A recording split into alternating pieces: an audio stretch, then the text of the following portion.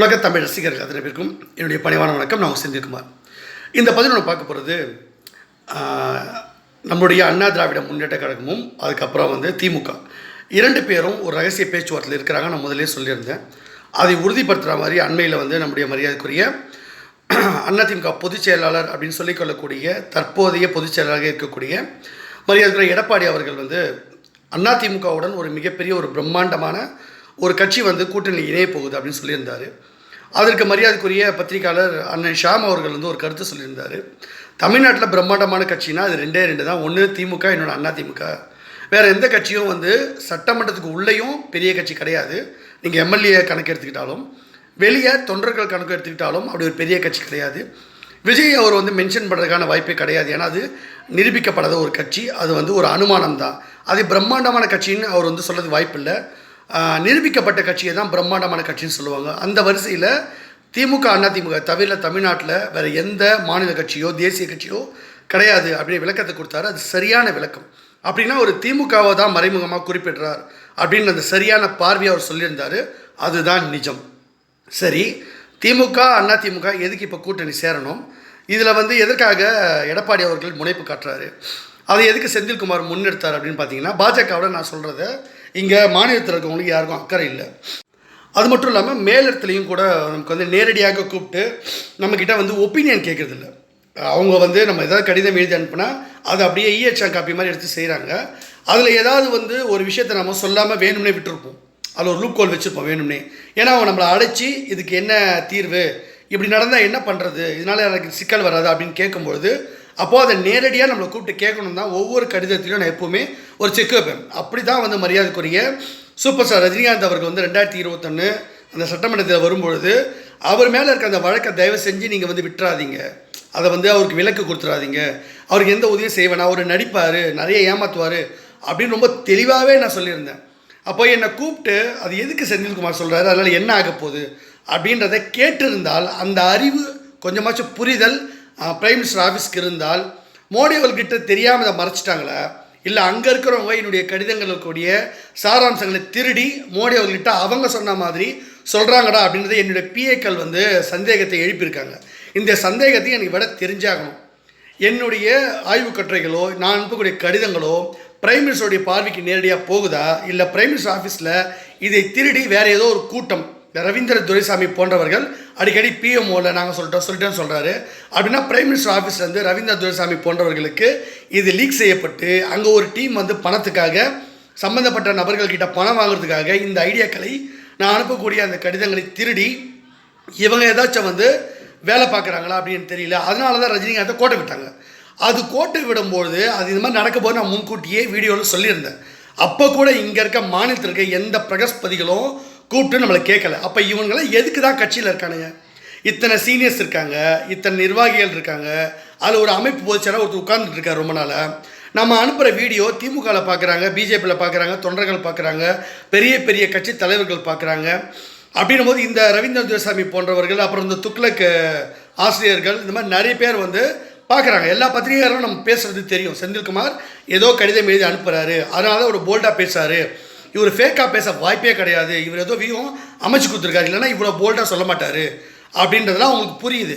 அப்போ அவங்களுக்கு தெரியும் பொழுது இங்கே இருக்க பாஜகக்காரங்க என்ன பண்ணிகிட்ருக்காங்க, அப்போ ரஜினிகாந்த் இந்த மாதிரி மிரட்டப்படுறாரு போகிறாருன்னு சொன்னால் உடனடியாக என்னை அழைச்சி, இல்லைங்க அது என்ன நடக்குது ஏது நடக்குது, அப்போ அது சரி பண்ணுறதுக்கு என்ன பண்ணுறது உடனடியாக சொல்லுங்கள், நான் பிரைம் மினிஸ்டர் சொல்கிறேன்ட்டு அதிகாரப்பூர்வமாக ஒரு பிஜேபியில் இருக்க ஒருத்தர் கூட இந்த பிஜேபி ஜெயிக்கணும் அப்படின்னு எண்ணம் இல்லை. அப்படின்னா இவங்க திருடி பழகப்பட்டாங்க. செந்தில்குமாரை ஃப்ரேம்லேயே காட்டக்கூடாது, செந்தில்குமார் வளர்ந்துடக்கூடாதுன்னு கீர்த்தனமான எண்ணம் வச்சுருக்காங்க. எனக்கு எதுக்கடா பேரு புகழ, நான் கட்சியோட வளர்ச்சிக்காக நன்மைக்காக நான் கருத்து சொல்கிறேன், அந்த ஐடியா கொடுக்குறேன், வியூகம் அமைச்சு கொடுக்குறேன். அது என்னன்றதை மோடி அவர்கிட்ட நீங்கள் சொல்லணும்ல, என்னை கூப்பிட்டு பேசி இந்த மாதிரி சொல்லியிருக்கார் செந்தில்குமார் அவர்கள், இது என்னன்னு கேளுங்கன்னா நான் சொல்ல போகிறேன். நான் எந்த பதவியும் கேட்கல, மாநில பதவியோ தேசிய பதவியோ எம்எல்ஏ பதவியோ எம்பி பதவியோ எதுவும் கேட்கல, சூட் கேஸில் பணமும் நான் கேட்கல. அப்போ எதுக்குடா என்னை பார்த்தெல்லாம் பயப்படுறீங்க? நம்ம கட்சி வளரணும்னு தானே நான் பாடுபடுறேன். அப்போ இந்த கட்சியில் நான் எதுக்கு நான் வேலை செய்யணும்? அப்போ நான் கட்சி விட்டு போயிடுமா அப்படின்னு நான் ஏற்கனவே மோடிகளுக்கு கடிதம் கொடுத்தா, அங்கேருந்து என்ன வருதுன்னா, நீங்கள் போகக்கூடாது, நீங்கள் எதுவும் செய்யாதீங்க, அப்படியே கடிதத்தை பெண்டிங் போட்டு வச்சுருக்காங்க. எனக்கு எதிராகவும் நடவடிக்கை எடுக்க மாட்டாங்க, ஆதரவாகவும் பேசுகிறாங்க. அப்போ நான் என்ன தான் செய்கிறது? அப்போது என்னை நேர்லையும் சந்திக்க விட மாட்டீங்க. அப்போ நான் என்ன தான் செய்கிறது? அப்போது இதுக்கான பிரச்சனைக்கு தீர்வு வரணும். சரி, இது பக்கம் எதுக்கு நான் இதை சொல்கிறேன்? நான் வந்து சொல்கிறது ஆதங்கத்தை ஏன் சொல்கிறேன்னா, இப்போது அதிமுக திமுக கூட்டணி வச்சுருக்காங்க. அவங்க கூட்டணி கன்ஃபார்ம் ஆயிடுச்சு. 117 சீட்டு வந்து அதிமுக, 117 சீட்டு வந்து திமுக. அதிமுகவுடைய வெற்றிக்கான இடங்கள் எதெல்லாம் இருக்கோ அந்த இடங்களை வந்து ஸ்டாலின் வந்து அவங்களுக்கு கொடுத்துட்டார். நீங்கள் எடுத்துக்கங்கன்னு சொல்லிட்டார் எடப்பாடி கிட்ட. எடப்பாடி அவர்கள் வந்து திமுகவுடைய கோட்டைகள் எது இருக்கோ அங்கெல்லாம் நீங்கள் நின்றுக்காங்கன்ட்டாங்க. ஸோ 234 தொகுதியில் 50-50ன்னு திமுக அதிமுக இந்த 2 கட்சி மட்டும் பிரிச்சுட்டாங்க.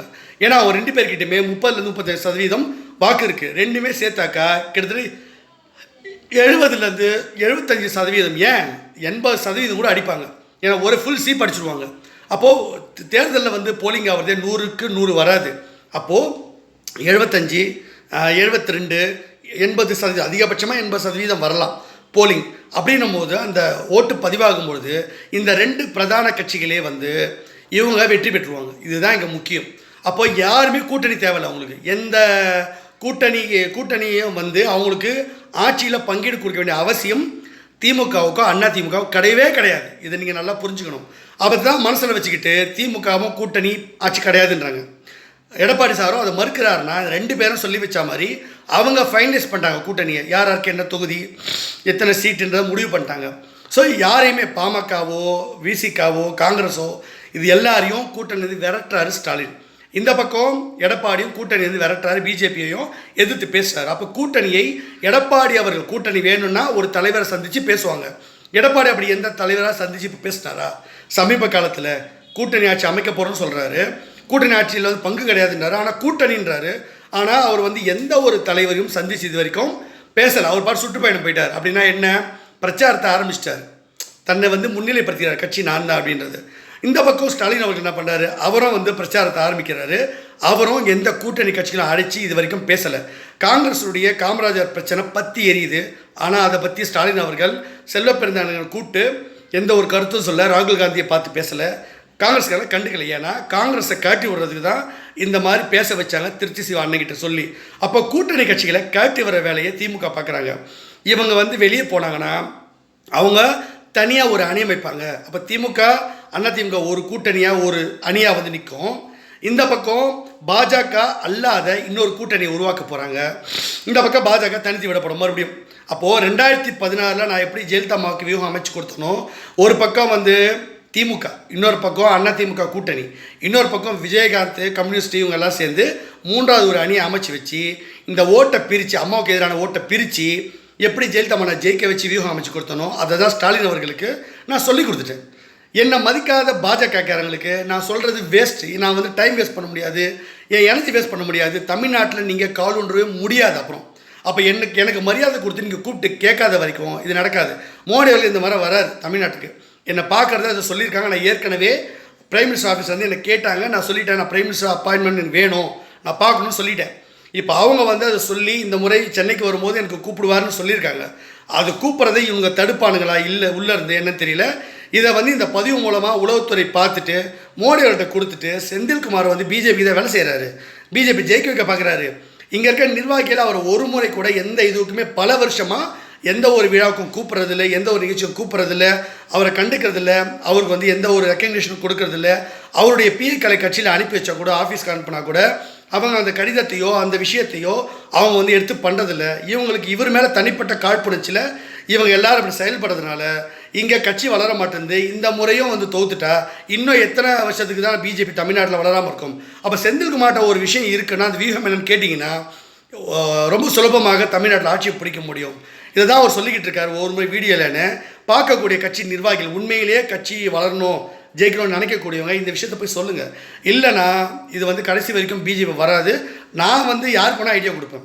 நான் ஒன்றும் அடிமை கிடையாது. நான் என்னை மதித்தா நான் உங்களுக்கு ஐடியா கொடுப்பேன். நான் கட்சிக்காக தான் வேலை செய்கிறேன். என்னை மதிக்காத போது உங்களை நோஸ்கட் பண்ணோன்னா நான் எதிரி நண்பன்ற மாதிரி நான் ஸ்டாலின் சொல்லி தான் கொடுப்பேன்.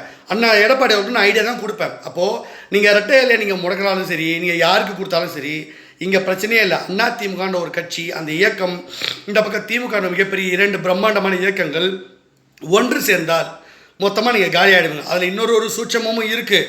அது சொன்னால் மோடி செத்து போயிடுவார், ஹார்ட் அட்டாக் வந்து. அதனால் சொல்ல விரும்பல. பாஜகன்ற கட்சி மொத்தமாக காலி ஆகிடும். அதனால் இப்போதைக்கு நான் சொல்ல வரல. இதோடு நான் நிறுத்திக்கிறேன். இதில் வந்து இன்னும் சில விஷயங்கள்லாம் இருக்குது. இதில் பெரிய அளவில் ரெட்டை இலையை முடக்கிறதுக்கு சில விஷயம்லாம் வந்து பண்ணாலும் நான் சொல்கிறது கேட்காத வரைக்கும் எடுபடாது. நிறைய ரகசியங்கள் இருக்குது, எல்லாத்தையும் போட்டு உடைக்க முடியாது. பொறுத்திருந்து பார்ப்போம்.